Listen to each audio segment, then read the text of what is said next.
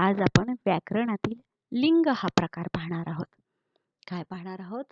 लिंग. तुम्हाला शब्दांच्या जाती तर सांगितलेल्या आहेतच. किती आहेत शब्दांच्या जाती? 4 आहेत. कोणते? नाम, सर्वनाम, क्रियापद, विशेषण. ह्या 4 जाती आहेत. याच्यातील सर्वनाम जे आहे ना, त्याच्यावर आधारित हे लिंग आहे. नाम, सर्वनाम या गोष्टींवर आहे बरं का. बघा तुम्ही बरं का आता काय ते लिंग. लिंग म्हणजे काय रे बाळानं? तर नामाच्या रूपावरून ते नाम पुरुष जातीचे की स्त्री जातीचे आहे, की दोन्हीपैकी कोणत्याच जातीचे नाही, असे ज्यावरून कळते त्याला लिंग म्हणतात. बघा, नामाच्या रूपावरून ते नाम पुरुष जातीचे की स्त्री जातीचे आहे, की दोन्हीपैकी कोणत्याच जातीचे नाही, असे ज्यावरून कळते त्याला लिंग म्हणतात. लिंगाचे प्रकार 3 आहेत. पुल्लिंग, स्त्रीलिंग, नपुसकलिंग. किती आहेत लिंगाचे प्रकार? 3 आहेत. आपण ना अजून एकदा बघूया इथून. नामाच्या रूपावरून ते नाम पुरुष जातीचे की स्त्री जातीचे आहे, की दोन्हीपैकी कोणत्याच जातीचे नाही, हे ज्यावरून कळते त्याला लिंग म्हणतात. लिंगाचे प्रकार 3 आहेत.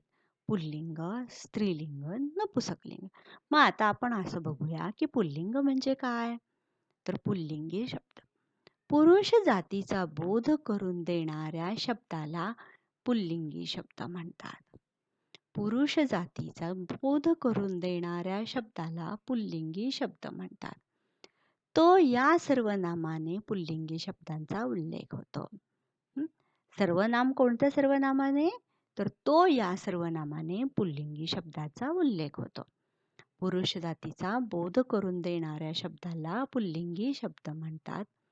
तो या सर्वनामाने पुल्लिंगी शब्दाचा उल्लेख होतो. उदाहरणार्थ काय मग? तो पोपट, तो ढग, हे काय झाले? पुल्लिंगी शब्द झाले. आता दुसरं आहे स्त्रीलिंग. स्त्रीलिंगी स्त्री जातीचा बोध करून देणाऱ्या शब्दाला स्त्रीलिंगी शब्द म्हणतात. स्त्री जातीचा बोध करून देणाऱ्या शब्दाला स्त्रीलिंगी शब्द म्हणतात. ती या सर्वनामाने स्त्रीलिंगी शब्दाचा उल्लेख होतो. कोणतं सर्वनाम? ती, तो, ती. तो याचा पुल्लिंगी म्हणतात. स्त्री सर्वनाम ती हे सर्वनाम म्हणलं की स्त्रीलिंगी होतं. स्त्री जातीचा बोध करून देणाऱ्या शब्दाला स्त्रीलिंगी शब्द म्हणतात. ते या सर्वनामाने स्त्रीलिंगी शब्दाचा उल्लेख होतो. उदाहरणार्थ ती मैना, ती वीज. तिसरा प्रकार आहे नपुसकलिंग. नपुसकलिंग ज्या नामावरून पुरुष किंवा स्त्री यापैकी कोणत्या जातीचा बोध होत नाही, त्याला नपुसकलिंग शब्द म्हणतात. ज्या नामावरून पुरुष किंवा स्त्री यापैकी कोणत्याच जातीचा बोध होत नाही, त्याला नपुसकलिंगी शब्द म्हणतात. ते या सर्वनामाने नपुसकलिंगी शब्दाचा बोध होतो. कोणत्या शब्दाने होतो? ते या सर्वनामाने नपुसकलिंगी शब्दाचा बोध होतो. म्हणजे पहा बरं, मला सांगा आता, तो म्हणजे काय? तो या सर्वनामाने कशाचा उल्लेख होतो? पुल्लिंगी शब्दाचा. ती या सर्वनामाने स्त्रीलिंगीचा आणि ते या सर्वनामाने नपुसकलिंगी शब्दाचा आपल्याला बोध होतो. उदाहरणार्थ ते फूल, ते बाळ, ते मूल, असं होतं का नाही? बघूया आपण अजून एकदा. नामाच्या रूपावरून ते नाम पुरुष जातीचे की स्त्री जातीचे आहे, की दोन्हीपैकी कोणत्याच जातीचे नाही, असे ज्यावरून कळते त्याला लिंग म्हणतात. लिंगाचे प्रकार 3 आहेत. पुल्लिंग, स्त्रीलिंग, नपुसकलिंग. 1. पुल्लिंगी पुरुष जातीचा बोध करून देणाऱ्या शब्दाला पुल्लिंगी शब्द म्हणतात. तो या सर्वनामाने पुल्लिंगी शब्दाचा उल्लेख होतो. उदाहरणार्थ तो पोपट, तो ढग. स्त्रीलिंगी शब्द स्त्री जातीचा बोध करून देणाऱ्या शब्दाला स्त्रीलिंगी शब्द म्हणतात. ती या सर्वनामाने स्त्रीलिंगी शब्दाचा उल्लेख होतो. उदाहरणार्थ ती मैना, ती वीज. तिसरं आहे नपुसकलिंग.